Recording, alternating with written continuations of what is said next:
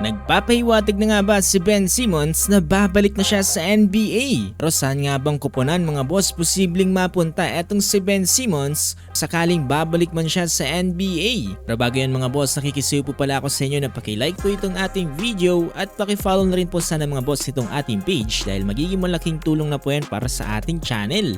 Maraming salamat po talaga sa inyo mga boss. Kung may panibagong kabanata na naman para sa career ni Ben Simmons, ayon sa mga report, etong si Ben 10 ay tila nagpapakita ng interes na bumalik sa NBA.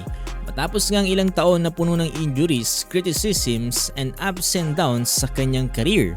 Kung matatandaan natin mga boss, etong si Simmons ay dating isa sa pinaka-promising young stars dito nga sa liga ng NBA. Lang din naman ang number 1 overall pick noong taong 2016 NBA draft. Naging Rookie of the Year din siya at 3-time NBA All-Star at isa nga sa pinakamagagaling na defenders sa NBA.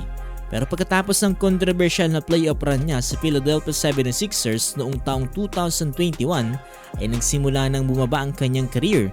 Nagkaroon kasi siya ng confidence issues, iba't ibang injuries at hirap din makabalik sa dating level ng laro niya. Marami na nga nagsasabi noon na tapos na agad ang NBA career dito nga ni Ben 10. Sa katunayan niya mga boss, habang wala siya sa NBA ay naging abala siya sa kanyang passion sa fishing at tila nga ba mas naging focus sa buhay sa labas ng basketball. Pero ngayon mga boss, mukhang hindi pa talaga niya gusto isara ang pinto sa NBA. Nag-post kasi kamakailan etong si Simmons ng mensahe tungkol nga sa kanyang journey at ng pinagdaanan niyang tagumpay, pagkatalo, sakit at mga natutunan niya sa buhay.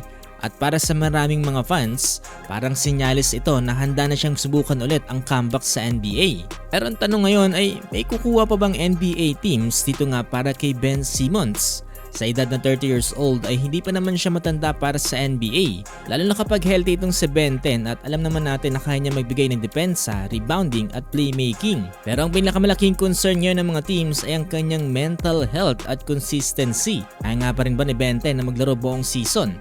Kaya niya pa rin ba makipagsabayan sa mga mas mabilis at athletic na NBA ngayon? Tigit sa lahat mga boss, kaya niya pa rin bang ibalik ang dating kumpiyansa sa kanyang sarili? Ayon sa mga reports, posibleng mapunta itong si Ben 10 sa Philly o kaya naman sa Miami Heat.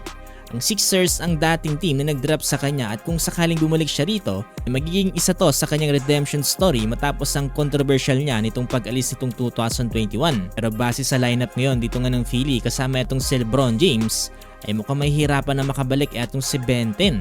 Naman sa Heat ay kilala sa kanilang winning culture at player development. Kaya maraming naniniwala na magandang team ito para buhayin ni Simmons ang kanyang NBA career. Pero ano man ang team na puntahan niya mga boss, ang pinakamalagang tanong ay healthy na ba talaga itong si Ben 10? Kaya niya na nga ba ulit harapin ang kanyang mga bashers?